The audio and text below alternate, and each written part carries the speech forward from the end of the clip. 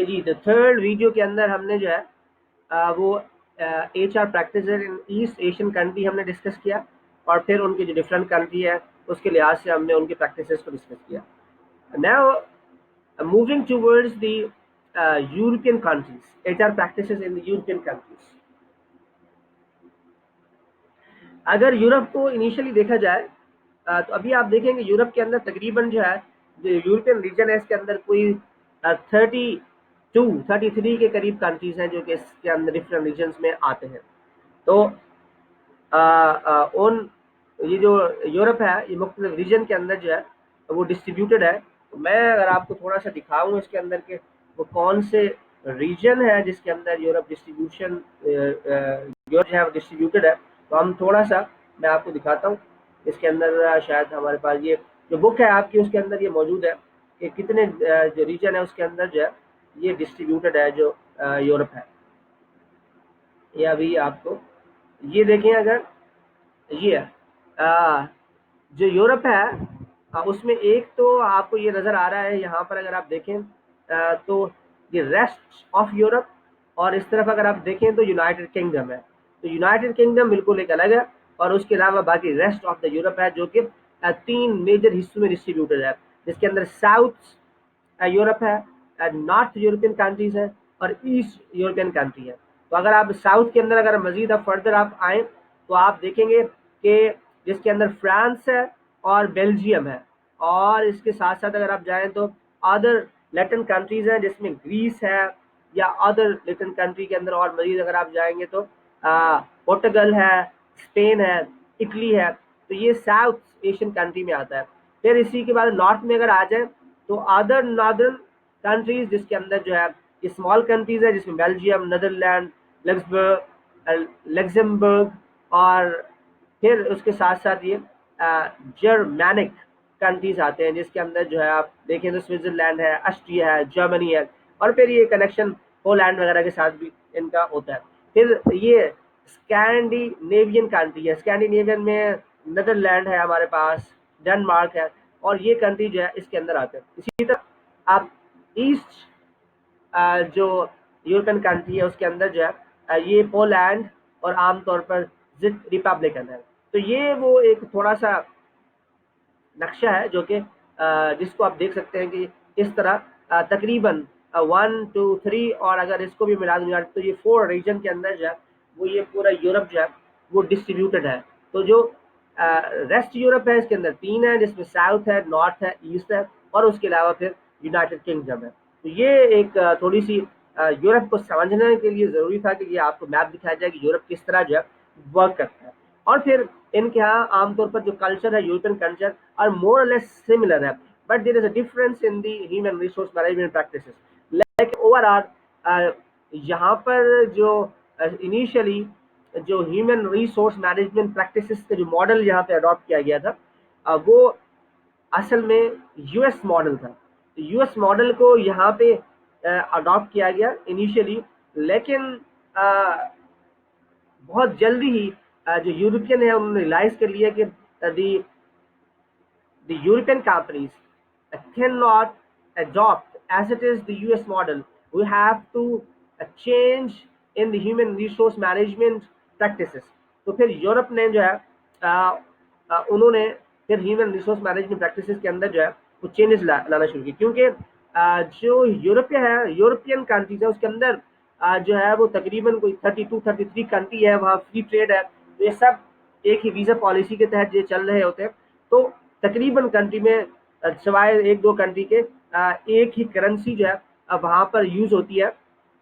तो अगर ये देखा जाए ओवरऑल तो बिल्कुल डिफरेंट इसके अंदर जो है वो प्रैक्टिसेस हो सकती हैं यूएसए से. तो फिर इन्होंने उसके अंदर जो है वो चेंज किया, मूव किया यूएसए की प्रैक्टिसेस से. जैसा कि यहाँ पर जो है सबसे पहला जो चेंज ये लोग लेकर आए वो ये है कि यहाँ पे लेजिस्लेटिव रिक्वायरमेंट बहुत ज़्यादा है, क्योंकि आप डिफरेंट कंट्री के अंदर काम कर रहे हैं. तकरीबन 32 33 या शायद इससे ज़्यादा कंट्री हैं जो कि यूरोपियन यूनियन के अंदर है.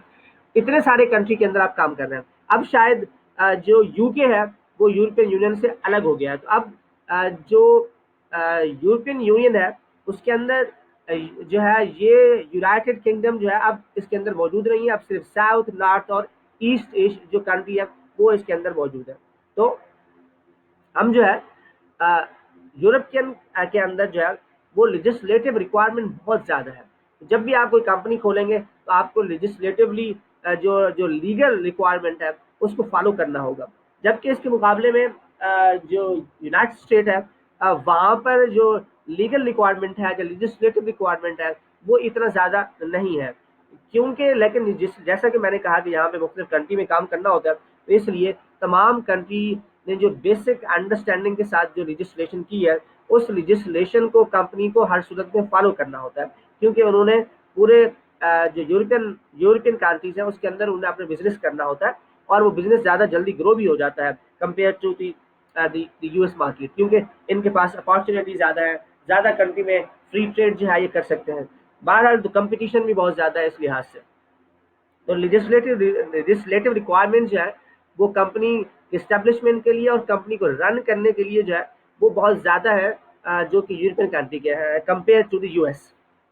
इसी तरह जो यूएसए के अंदर है उसकी जो यूनियन है वो आमतौर पर कंपनी बेस्ड यूनियन होती है और जो निगोशिएशन होती है कलेक्टिव बार्गेनिंग एजेंट की जो निगोशिएशन होती है सीबीए की वो company company to company vary करती है और CBA within the company होता है और कंपनी की मैनेजमेंट और सीबीए जो उस कंपनी का है वो आपस में निगोशिएट करता है। जबकि यूरोपियन कंट्री के अंदर जो है ये डिफरेंट है। यूरोपियन कंट्री के अंदर जो यूनियंस होती हैं वो इंडस्ट्री बेस्ड यूनियंस होती है। वहाँ पर जब कोई निगोशिएशन होती है तो पूरी अक्रॉस इंडस्ट्री, बल्कि बाद दफा दो दो तीन तीन इंडस्ट्री की भी यूनियन होती है। वो सब लोगों से जो है वो तमाम पूरी इंडस्ट्री से निगोशिएशन होती है। तो जो पूरी इंडस्ट्री मिलकर निगोशिएट करती है, इसी तरह तमाम इंडस्ट्री की यूनियंस हैं वो मिलकर इंडस्ट्री की जो कंपनीज है उनके साथ निगोशिएट करती है। ये सेकंड डिफरेंस है जो कि यूरोपियन यूनियन के अंदर हमें नजर आया। इसी तरह मैनेजर रिस्पॉन्सिबिलिटी टूवर्ड एम्प्लॉइज जो यूएस से है वहां पर managers have the authority. Manager के पास अथॉरिटी है ज़्यादा, वो सब ऑर्डिनेट को कंट्रोल करता है और अपने टारगेट को अचीव करता है थ्रू सब ऑर्डिनेट। लेकिन यहाँ पर जो यूरोपियन कंट्री है यहाँ पर ये थोड़ा सा डिफरेंट है। यहाँ पर जो मैनेजर्स है उनकी ज़्यादा रिस्पॉन्सिबिलिटी जो है वो टू वर्ड द एम्प्लॉइज है कि एम्प्लॉय का ख्याल रखना है, एम्प्लॉय की वेल बीइंग के लिए काम करना है। तो इसके लिए ये थोड़ा सा डिफरेंट है कि वो जो यूएस के मैनेजर्स हैं उनका पूरा फोकस कंपनी के टारगेट्स को अचीव करना है बाय यूजिंग द एम्प्लॉइज और उनके पास अथॉरिटी होती है। जबकि यूरोपियन कंट्री के अंदर इज समथिंग डिफरेंट कि manager responsibility toward the employees. तो एम्प्लॉइज के वर्क लाइफ बैलेंस का ख्याल रखना है, हेल्थ मेडिकल फैसिलिटी का ख्याल रखना है, वर्क एनवायरनमेंट का ख्याल रखना है, तो उनकी जो नीड है उसका ख्याल रखना है और फिर उनको मोटिवेट करके कंपनी के गोल को अचीव करना है। जबकि यूएसए इस बिल्कुल इससे मुख्तलिफ है। इसी तरह अगर हम फोर्थ रेफरेंस पर जाएं तो जो यूरोपियन कंट्री है उनकी जो स्टेट की इन्वॉल्वमेंट है इन द यूनियन, स्टेट की इन्वॉल्वमेंट इन द कंपनी वो बहुत ज़्यादा है। जबकि जो यूएसए है वहाँ पर स्टेट की इन्वॉल्वमेंट बहुत कम है। ज़्यादातर जो कंपनीज है वहाँ पे प्राइवेटली ओन्ड कंपनीज हैं जो कि यूनाइटेड स्टेट्स के अंदर है। जबकि यूरोपियन कंट्री के अंदर जो है वो प्राइवेटली ओन कंपनीज नहीं है। ज़्यादातर जो कंपनीज है वो जो है वो गवर्नमेंट ओन कंपनीज है या फिर उन कंपनीज के अंदर भी जो स्टेट है, जो गवर्नमेंट है उसकी इन्वॉल्वमेंट ज़्यादा है कंपेयर टू दी यूएसए। तो ये कुछ बेसिक डिफरेंसेस हैं जो कि यूरोप के अंदर और जो यूएसए के अंदर जो है जो बेसिक डिफरेंसेस हैं वो है। अब अ, हम थोड़ा सा अब देखते हैं जैसा कि आपने यहाँ देखा कि ये एक यूरोपियन कंट्री का एक चार्ट है जो कि आपने देखा है। अब हम देखते हैं कि जो एचआर प्रैक्टिसेस हैं वो किस तरह जो है और किस बेसिस पर जो है वो हो रही है in different countries of the Europe countries. ये मेजर कंट्री को लिया गया है जिसके अंदर Germany, Spain, France, Sweden, UK. UK तो अब खैर इसके अंदर शामिल नहीं है क्योंकि पुराना डेटा है।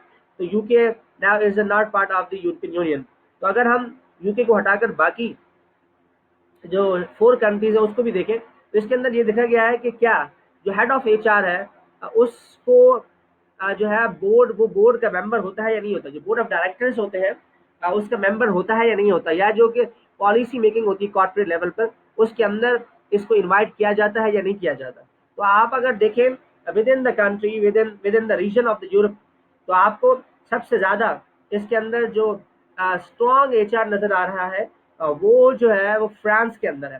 तो नंबर 1 जो है फ्रांस के अंदर जो एचआर जो है वो कॉर्पोरेट लेवल पर जो है बहुत ज्यादा उसकी इन्वॉल्वमेंट है, डिसीजन मेकिंग में बहुत ज्यादा इन्वॉल्व होता है। 88% जो कंपनीज है in France, their human resource directors as head of the human resource involved in the decision making as a member of the board of governors, board of directors. तो ये जो है फ्रांस है। उसके बाद आपके सामने तकरीबन स्वीडन है जो कि जिनकी 79% कंपनीज इसके अंदर इन्वॉल्व है। फिर उसके बाद स्पेन है एंड देन जर्मनी। तो ये इसका जो है ये इस तरह यहाँ पर जो ह्यूमन रिसोर्स मैनेजमेंट प्रैक्टिसेस है वो यहाँ पर हो रही है, जिसके अंदर हेड ऑफ एचआर जो है वो बोर्ड का मेंबर होते हैं। इसी तरह आगे बढ़ते हैं। दूसरा कि organisation with more than 10% of workforce on part time contract। तो पार्ट टाइम जो वहां पर एम्प्लॉइज हैं वो तकरीबन 10% से ज्यादा है। तो जैसा कि यहाँ पर आपको नजर आ रहा है कि पार्ट टाइम एम्प्लॉइज स्पेन में सबसे कम है जो कि 10% है, जर्मनी में ये ट्रेंड ज्यादा है, फ्रांस में 19% है, स्वीडन में सबसे ज्यादा है 37। तो हम यूके को डिस्कस नहीं कर रहे, अगर यूके का भी देखा जाए तो 33% है। तो यहाँ पर पार्ट टाइम वर्कर जो है जो स्वीडन है उसमें ज्यादा होते हैं, और बाकी में फुल टाइम वर्कर जो है वो आमतौर पर ऑर्गेनाइजेशन के अंदर मौजूद होते हैं। इसी तरह आगे अगर हम बढ़े तो हमारे पास organization with more than 10% of workforce on a temporary contract. ये टेम्परेरी कॉन्ट्रैक्ट पर, इसके अंदर टेम्परेरी कॉन्ट्रैक्ट में जो है सबसे ज्यादा स्पेन के अंदर जो है लोग होते हैं जो टेम्परेरी कॉन्ट्रैक्ट के ऊपर काम करते हैं। जर्मनी में सबसे ज्यादा कम होते हैं, 4% है, फ्रांस में 16% है, और स्वीडन में 19% है, और यूके अगर देखें तो 14% है। तो 10% से ज्यादा जो वर्क फोर्स है वो टेम्परेरी कॉन्ट्रैक्ट पर होती है, वो कॉन्ट्रैक्ट किसी भी टाइम खत्म हो सकता है उनका। तो ये सेकंड थर्ड जो है वो हमने डिफरेंस इसके अंदर देखा है। उसके बाद एक और डिफरेंस है कि organisation spending more than 5% of their wages bill on the training. तो ट्रेनिंग एंड डेवलपमेंट पर यूरोप के अंदर कौन से कंट्री ऐसे हैं जो सबसे ज्यादा फोकस करते हैं? तो यहाँ पर आपको फ्रांस और स्वीडन, स्वीडन जो है 36% जो है उसके ऊपर खर्च करता है, फ्रांस जो है वो 33% ऑफ द सैलरी खर्च करता है, Spain only 9%, Germany 19% and UK 18%। तो ट्रेनिंग एंड डेवलपमेंट के हवाले से France and Sweden are the more suitable country for the training and development of the individuals। तो ये कुछ बेसिक डिफरेंसेस हैं जो कि हमने जो है मैंने आपके साथ शेयर किए हैं, जो कि यूरोप और यूएसए के थोड़े से डिफरेंसेस हमने शेयर किए। मुझे उम्मीद है कि ये लेक्चर जो फोर्थ लेक्चर वीडियो मैंने बनाई है जो कि H R in European country है उसकी कंपैरिजन हमने यूएसए के साथ भी किया। तो तकरीबन जो कंट्री है वर्ल्ड को हमने आज के इस लेक्चर के अंदर कवर किया है। मुझे उम्मीद है कि दुनिया की जो ह्यूमन रिसोर्स मैनेजमेंट प्रैक्टिसेस हैं वो आपकी समझ में आएंगी, और मजीद अगर आपको इंटरनेशनल ह्यूमन रिसोर्स मैनेजमेंट के ऊपर जो है आपका इंटरेस्ट है तो आप इनको मजीद इन डेप्थ स्टडी कर सकते हैं इन्हें, और जो है अपने नॉलेज के लिए बुक्स को और मजीद पढ़ सकते हैं, और मुख्तलिफ आप वीडियोस देख सकते हैं, इंटरनेट को इस्तेमाल कर सकते हैं, और आप अपने नॉलेज को इंक्रीज कर सकते हैं। This is an interesting area that is the international human resource management. और ख़ास तौर पर अगर आप जब डिफरेंट कंट्री के प्रैक्टिस को जो है वो आप स्टडी करते हैं, लर्न करते हैं, तो आपका माइंड जो है वो खुलता है, और you can contribute more toward your country, toward your company, toward your society। तो थैंक यू वेरी मच। ये फोर्थ लेक्चर हमारा, फोर्थ वीडियो हमारी जो है जो कि human resource management practices in international regions पर कंप्लीट होते हैं। तो ये हमारा human resource management practice international region का जो आज का लेक्चर था ये फोर्थ वीडियो पर मुश्तमिल है जो कि कंप्लीट होता है। Please not your questions after watching this video. If you have any question you can ask. Thank you very much.